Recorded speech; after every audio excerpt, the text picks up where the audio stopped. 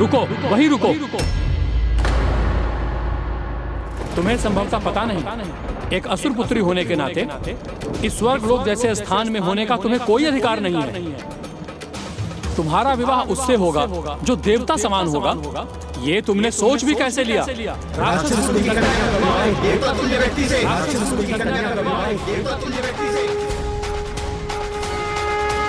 ओम लंबोदराय महोदराय, ओम लंबोदराय महोदराय।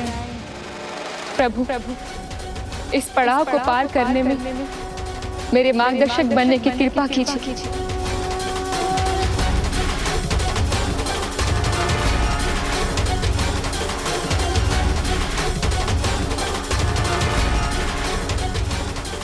राक्षस कुल में भक्त प्रहलाद,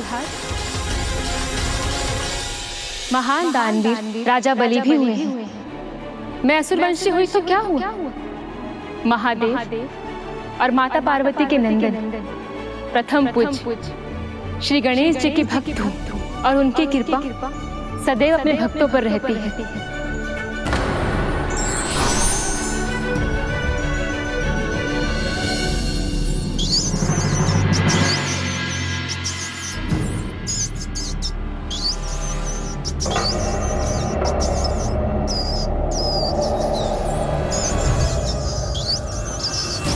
ये कैसा भयंकर स्थान है।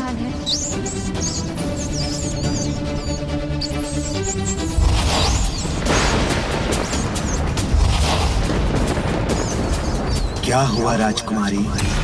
लौट जाना चाहती हो तो चली जाओ, किंतु स्मरण रखना, एक बार लौटने पर फिर यहाँ आने का अवसर नहीं मिलेगा।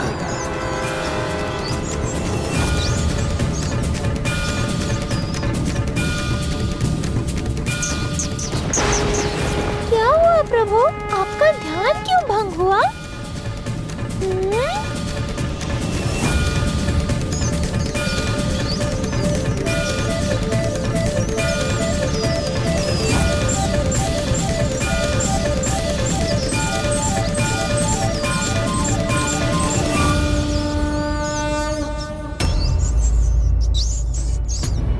प्रभु द्वारा मुझ जैसे प्राणी को शरण देने के बाद यदि किसी ने मेरे प्रति विनम्रता दिखाई है तो वो आप हैं, जिन्होंने मुझे इतने सम्मान से मूषक महाराज पुकारा।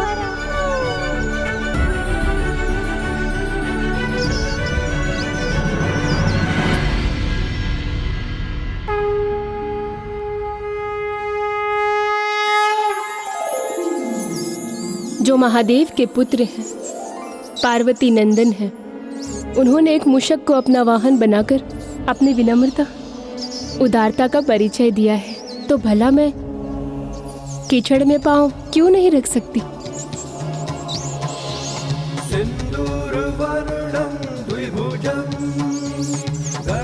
ओम नमः गुणिनाखुर्था, ओम नमः गुणिना मूषक वाहन। मुझे इस पड़ाव में पार करने के लिए मेरी सहायता कीजिए प्रभु।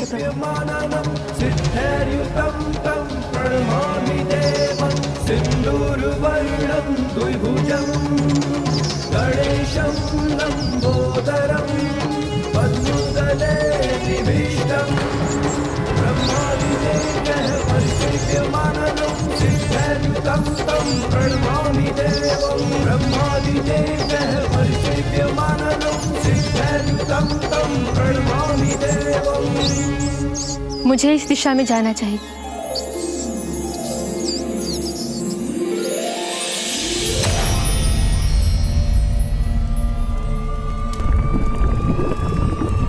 यहाँ इस धधकते लावा में तो आगे बढ़ना असंभव है।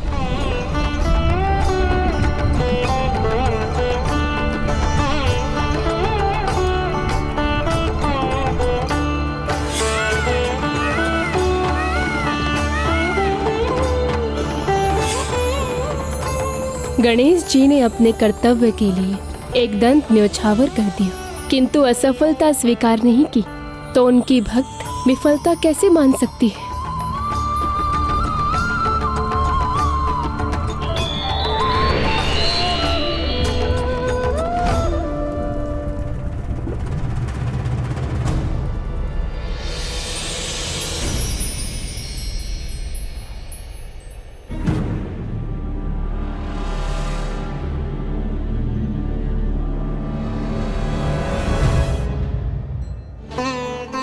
चित्रलेखा जी, आप कहाँ हैं? मैं बड़ी आशा से सब बाधाएं पार करके आप तक पहुंची हूँ। मुझे दर्शन दीजिए, सामने आने की कृपा कीजिए।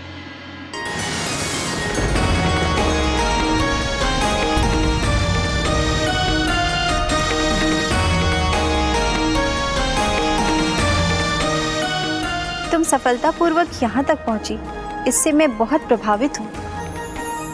हर एक बाधा तुमने श्री विघ्नहर्ता गणेश जी की विशेषताओं का स्मरण कर पार किया, ये अद्भुत है। उनकी तीव्र बुद्धि, उनकी स्मरण शक्ति, उनकी सहनशीलता, उनकी विनम्रता, किसी भी परिस्थिति में पराजय स्वीकार न करने की इच्छा शक्ति रखकर, भक्ति का भाव रखकर यहाँ तक पहुँची हो, केवल अपने प्रेम को पाने के लिए। हाँ चित्रलेखा जी, मैं यहाँ अपने जीवन साथी का नाम जानने आई हूँ।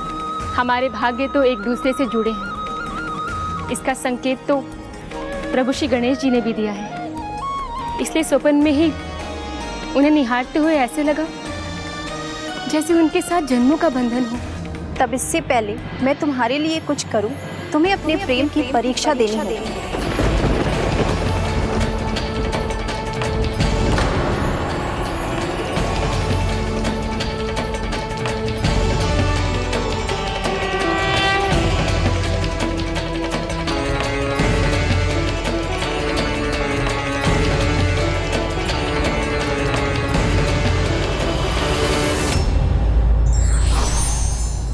लक्ष्य की प्राप्ति तभी संभव है जब उसके मार्ग में आने वाली बाधाओं का निर्भय होकर बुद्धिमत्ता से सामना किया जाए।